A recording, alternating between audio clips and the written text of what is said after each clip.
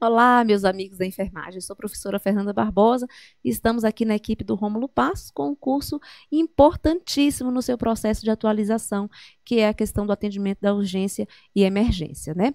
E dentro desse bloco nós vamos aqui estar discutindo com relação ao protocolo do AVC, do acidente vascular cerebral, dentro do atendimento do suporte básico de vida. Tá? Então, vamos trazer aqui para você e discutir junto com você os critérios e de inclusão, né, os critérios de inclusão desse paciente com AVC, que sinal e sintoma vai conduzir aqui o meu raciocínio clínico para que esse paciente esteja apresentando um AVC e dessa forma ir levando aqui as minhas condutas posteriores, tá? Então, vamos comigo aqui no AVC. Então, quando vez que estiver aqui no protocolo do SAMU, o Bzinho na frente, a gente está falando de um suporte básico, tá? Então, a gente está falando de um paciente com AVC quando ele aparece aqui com sinais e sintomas de déficit neurológico focal, especialmente quando isso acontece de um lado do corpo. Então, a gente tem aqui como exemplo paresia, paralisia ou perda de expressão facial, o que vai se manifestar na avaliação clínica do sorriso, dentro do contexto da escala de Cincinnati, que é uma escala pré-hospitalar da avaliação do AVC, né? São 3 critérios. Essa escala avalia desvio da rima labial, essa escala avalia força motora com relação à elevação dos membros e avalia a questão da fala. Então, são 3 critérios que normalmente alteram com o paciente aqui apresentando o AVC, tá certo? Então, observe comigo que ele pode também apresentar paresia, plegia e ou parestesia. Então, a paresia, ela vai ter uma alteração motora naquele membro, tá certo? A plegia vai ter uma paralisia completa, tá? E a parestesia vai ser uma diminuição da sensibilidade daquele local, alteração ali da estrutura de condução nervosa. Esse paciente pode ter dificuldade de fala, né? Se principalmente atingir aqui locais do cérebro que vai estar conduzindo esse processo, né, da fala. Alteração da consciência, tá certo? Mostrando confusão e completa a responsividade em casos mais graves. Durante o AVC aqui, pode ser desencadeado uma alteração elétrica no sistema cerebral, desencadeando uma crise convulsiva, tá? Principalmente quando ela acontece pela primeira vez e esse paciente não tem história de trauma, nem nenhum episódio de crise convulsiva, deixando claro aqui que a culpa tem sido dessa morte desse tecido ali, isquêmica, né, cerebral, ou até hemorrágica, né, levando a alteração compressiva naquele local, pelo processo inflamatório instalado. O paciente pode apresentar uma cefaleia súbita e intensa sem causa aqui conhecida, alteração visual súbita, que pode ser parcial ou completa, vertigem ou perda do equilíbrio ou da coordenação motora e dificuldade súbita para deambular.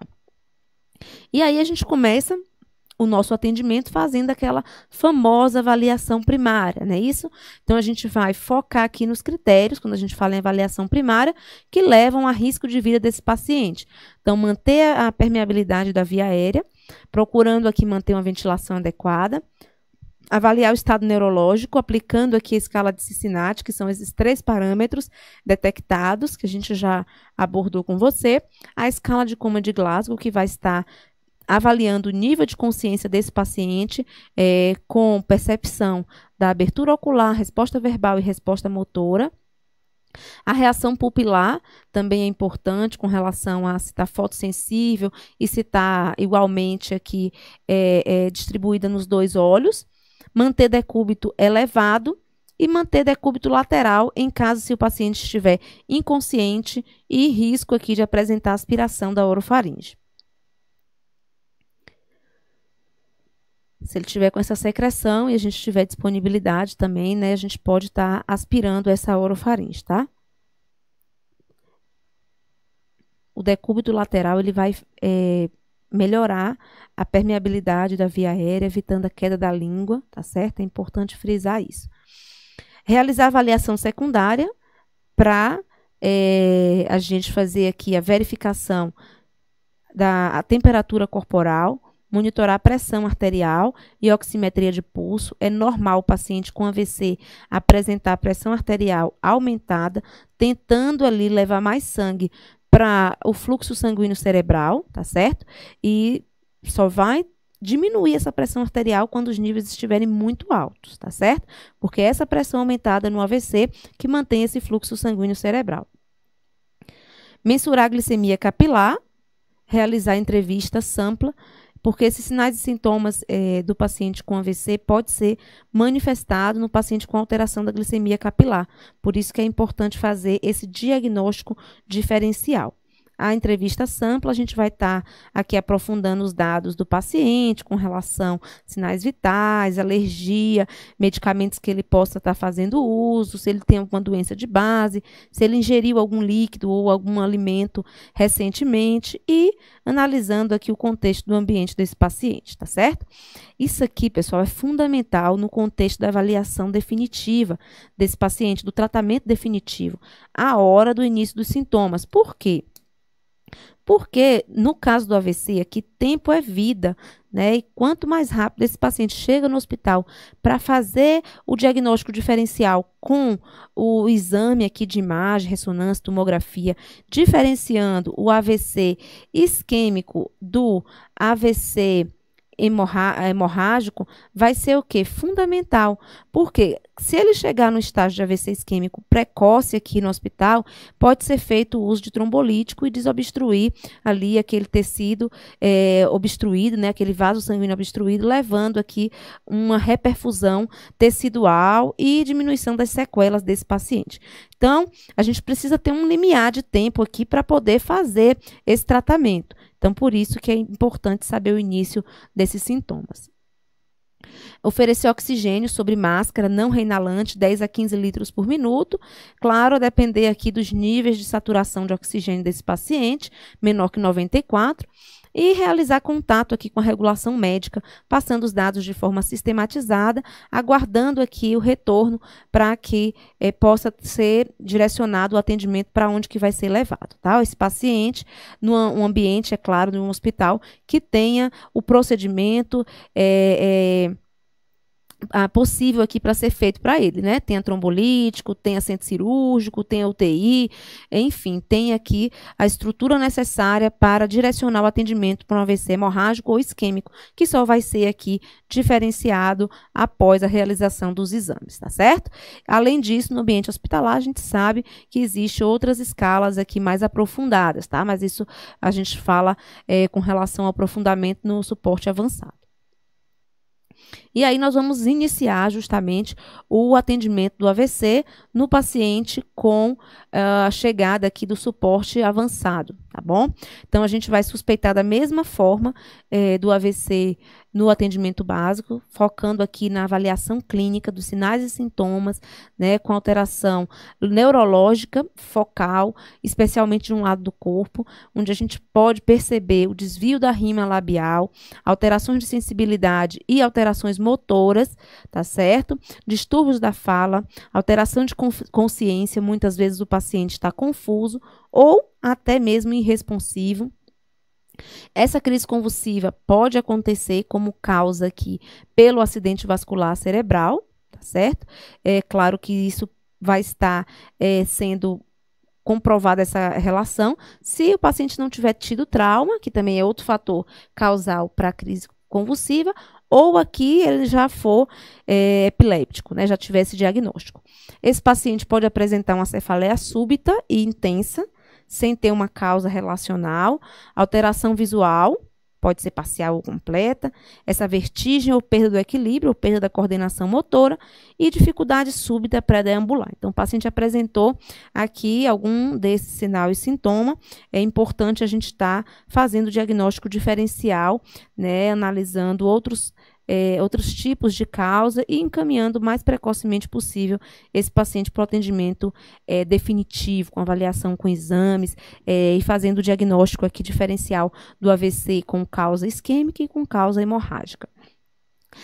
Ao chegar na cena ali do agravo clínico do AVC, é importante focar no que causa risco de morte desse paciente, de forma direta e objetiva, ou seja, fazendo avaliação primária. E isso a gente vai trabalhar com a análise da permeabilidade da via aérea e mantendo uma ventilação adequada, mantendo um decúbito elevado, do paciente para melhorar aqui o processo respiratório dele. Isso ajuda a abertura da via aérea, tá? E se ele tiver com secreção consciente, é importante tentar deixá-lo de decúbito lateral, para não ter a queda da língua, não é isso? E se tiver secreção, aspirar aqui essa orofaringe, tá? Realizar a avaliação secundária, com ênfase para avaliação neurológica, focando aqui na realização da escala de Cincinnati, que é a avaliação pré-hospitalar do paciente com AVC, onde a gente avalia os 3 parâmetros, tá? Desvio da rima, elevação dos membros, né? Avaliando a força motora e a questão da fala. A escala de Coma de Glasgow, para ver nível de consciência, isso a gente vê aqui com abertura ocular, com aqui a força, a questão aqui da resposta verbal, resposta motora. É importante perceber se esse paciente já teve um acidente vascular cerebral anteriormente, já tem sequelas, e essas sequelas dificultam aqui uma avaliação de um reaparecimento desse AVC, tá? A reação pupilar, ele vai estar fotossensível e vai estar, ou não, né? E ou alteração também do diâmetro da pupila. Controlar a temperatura, fotossensível não, fotorreagente, né? Controlar a temperatura corporal, porque o PHTLS traz para a gente que aumentos da temperatura estão relacionados com o pior desfecho do AVC, então medicar se temperatura maior do que 37,8. Monitorar a função cardíaca e a oximetria de pulso, para perceber se vai haver piora do quadro clínico desse paciente. Controlar os níveis glicêmicos e medicar caso esse paciente tenha uma glicemia menor que 80 ou maior que 200. Realizar entrevista sampla, e aí a gente lembra lá junto comigo sinais vitais, alergia, medicamento, passado médico, líquidos e alimentos e o ambiente. Determinar a hora do início aqui dos sintomas e dos sinais, porque isso vai ser fundamental no critério de fazer ou não o trombolítico. Instalar acesso venoso periférico no membro não parético, é importante frisar isso. Realizar abordagem medicamentosa, oferecendo aqui oxigênio suplementar, se a saturação tiver menor que 94, e se apresentar convulsões, administrar fenitoína. E eu fiquei bastante curiosa, porque o protocolo de crise convulsiva do próprio SAMU, o uso padrão aqui, a primeira escolha aqui é o diazepam para crise convulsiva.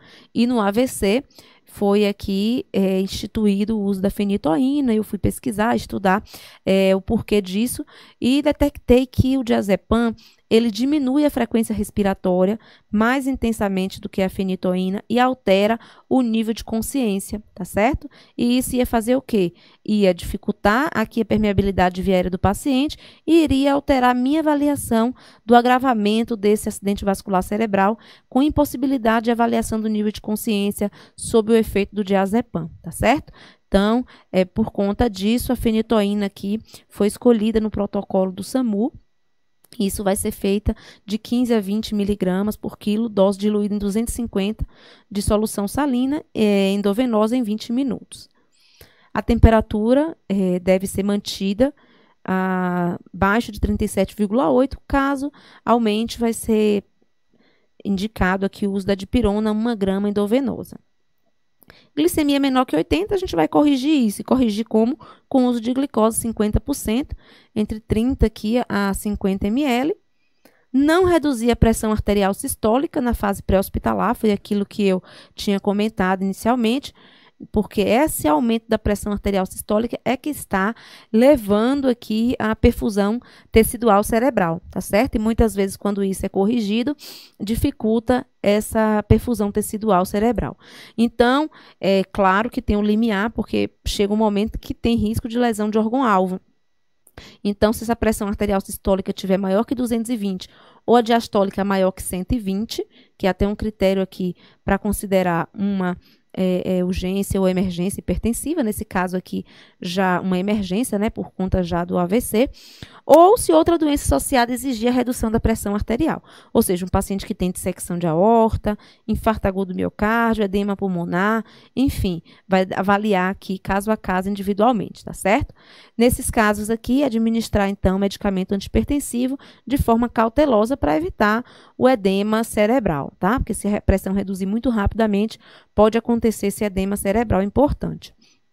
Se indicado e o paciente tiver aqui condições de deglutir, pode administrar aqui um captopril 25 miligramas. Lembrando que o captopril não é sublingual, captopril é via oral, tá certo? Essa é a indicação diante das circunstâncias da farmacodinâmica e da farmacocinética desse medicamento, tá certo? Que ele tem um início de ação até razoável de 15 a 30 minutos para reduzir esses níveis pressóricos de forma mais segura. Com relação aqui aos próximos passos, é importante estar contactando a regulação médica para definição de encaminhamento e ou aqui direcionamento da unidade de saúde de destino. Finalizamos o nosso protocolo aqui de AVC e fica aí ligado na parte prática para que você possa fixar melhor esse conhecimento, tá certo? E, claro, levá-lo para a sua assistência ao seu paciente ou a qualquer pessoa que você esteja aqui diante de uma urgência ou emergência, não é isso?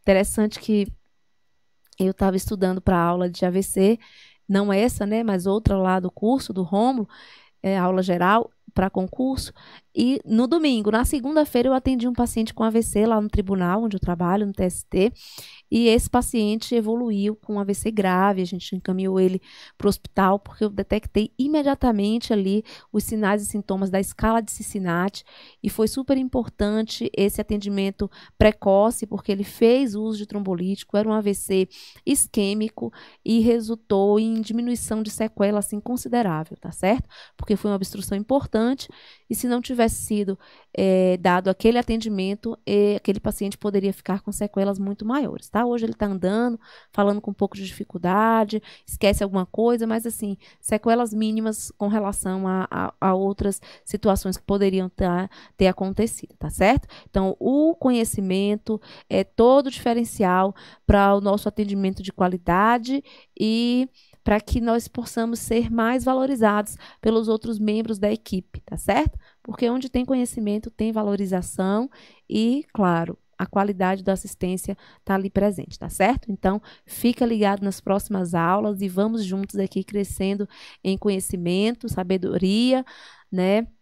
Para que seja beneficiado os nossos pacientes. Um abraço, pessoal!